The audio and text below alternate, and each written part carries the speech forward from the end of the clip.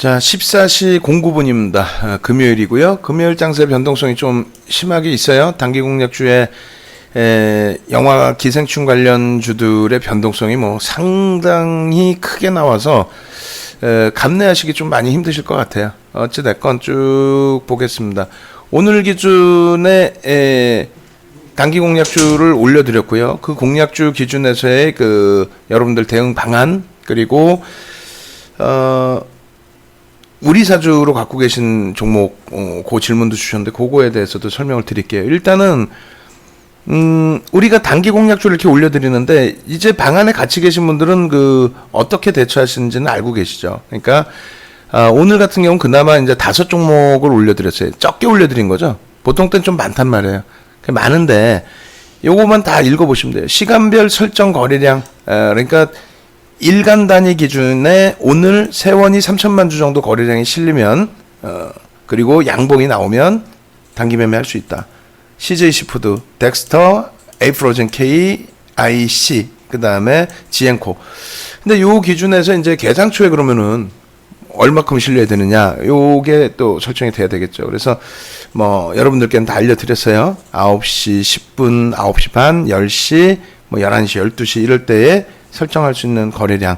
그러니까 우리가 기준 잡아드린 세원 같은 경우에 예를 들면 9시 10분까지는 뭐 300만 주. 뭐 그때까지 실리지 않았어요. 그러면 9시 뭐 30분까지는 600만 주.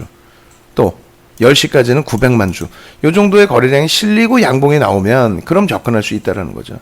결론적으로 오늘 지엔코 같은 경우가 6천만 주의 기준을 잡아드렸는데 6천만 주의 거래량이 일단 어떻게 실려야 되죠? 9시 10분까지는 600만 주 정도의 거래량이 실려 있어야 됩니다. 그리고 양봉이 나와야 된다는 거예요. 9시 10분까지 600만 주 거래량이 실렸는지 보시면 9시 5분에 이미 거래량이 800만 주 실렸죠. 그렇게 돼서 개장초부터 나는 강하게 느끼기 때문에 따라 들어갔다.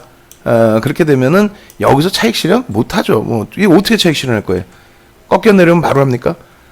어쨌든 그런 흐름 속에서 흐름을 연출이 되고 그 다음 범위에서 이제 놓고 보실 부분이 오히려 이제 뭐 손절도 될 수도 있다는 거예요. 근데 그거는 단기주니까 칼같이 우리가 기준점을 정했다면 거기에 대응을 해야 되겠죠. 그리고 이 종목을 아니야 고점 한번 형성되고 그 다음 흐름을 볼래. 그랬더니 뭐 고점 찍고 내려와서 쭉 미끄러졌어요. 그러면 일봉 기준에서의 크기, 그 크기 대비해서 또 움직임, 그런 걸로 놓고 보셔야 되겠죠. 그러면 일봉 기준에서 저렇게 형성되어 있다라고 한다면 일단은 개장초 기준에서 꼬리가 이렇게 달리고, 그죠? 그리고 밑으로 내려올 때는 몸통이 이렇게 달리는, 윗꼬리가 달린 음봉으로 이렇게 형성이 됐을 겁니다. 다시 돌릴 때는 이 음봉의 절반 그 꼬리를 잡는 게 아니고 최소 범위가 이제 시초가를 넘겨야 되겠죠.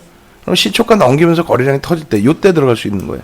그러면 나중에 들어가셨으면 오히려 여기 1850원 전후에 들어가신 다음에 2240원까지 올라왔을 때 요 고점 대비 3분의 1이 조정이 나오면 그럼 차익 실현한다는 거예요. 이런 기준점을 안 두고 그냥 막연하게 매수 매도를 들어간다. 근데 이런 소형주에서 매수 매도를 잡아달라.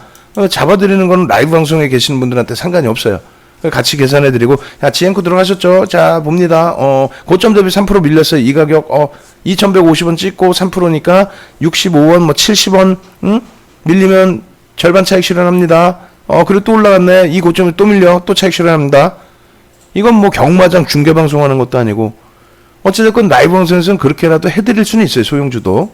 근데 대형주를 그렇게 해서 기준점을 잡고 비중을 채워서 가는 거지, 소형주를 자 바른손 지금 어떻게 됐습니다. 뭐 경마에 이거를 뭐 녹음을 할 거예요, 녹화를 할 거예요, 아니면 뭐 문자로 보낼 거예요.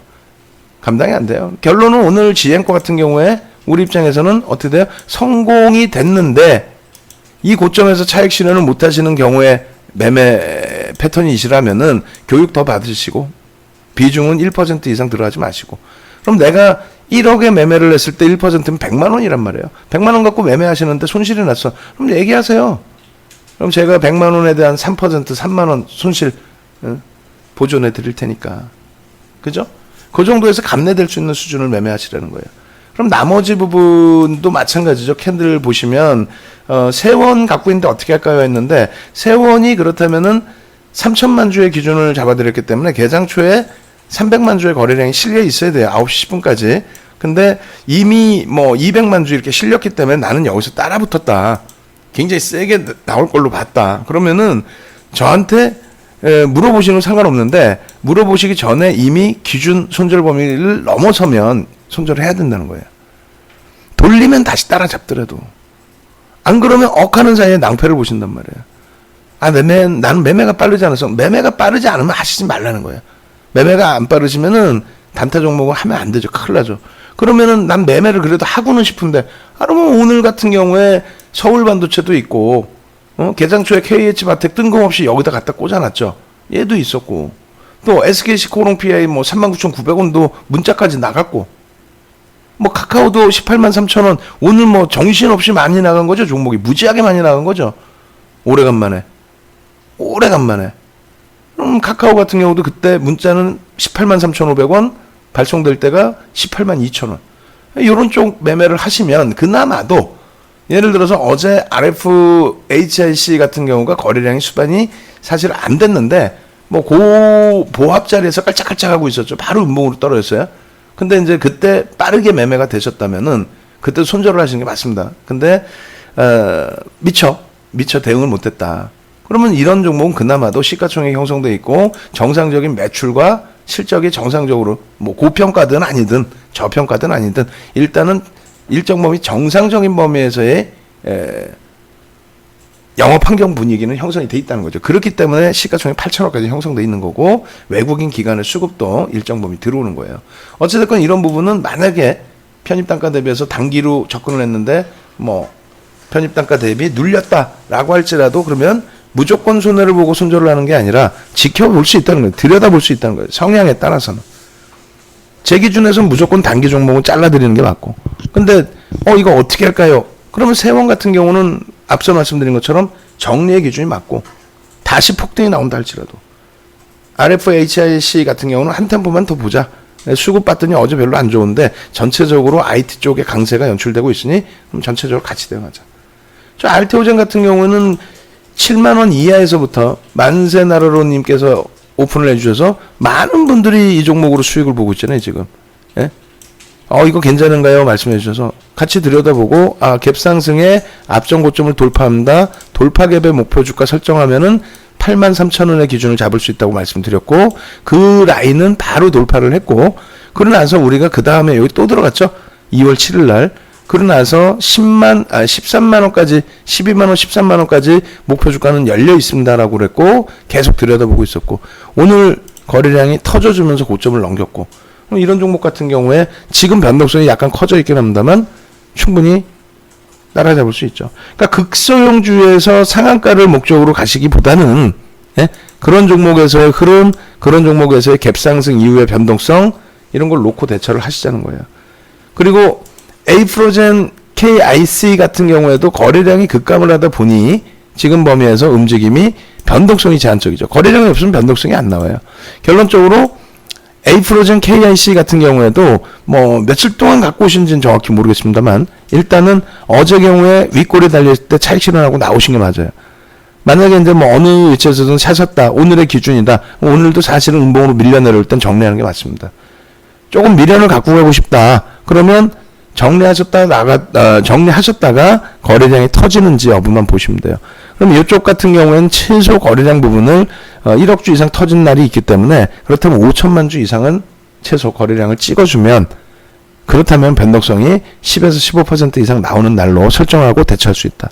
지금의 범위는 그래서 가급적이면은 현금화하시는 쪽으로 말씀드립니다. 마지막으로 이제 우리은행인가요? 우리은행, 우리사주? 우리금융. 우리금융으로 됐네. 지금 어떻게 됐죠? 우리금융지주. 지금 금융지주사들의 흐름이 우리금융지주가 왜 이렇게 많이 밀려있죠? 우리금융지주가? 다른 쪽 금융지주사의 흐름은 이렇게까지는 아닌 것 같은데, 우리사주를 이제 갖고 계시는데 어떻게 대처하면 좋겠느냐라고 이제 질문을 주셨고, 저의 답변은 단순하게 이제 먼저 답변부터 드리면, 일단은 차익실현이 아니죠. 뭐 비중을 현금화 좀 하셔서, 우리 주력주로 좀 가져가는 전략으로 말씀을 드리고 싶어요. 그래서 뭐 오늘 뭐 수익 보신 분들도 많이 계시고 뭐 계좌들도 올려주신 분들도 계시고 우리금융 지주 일부 갖고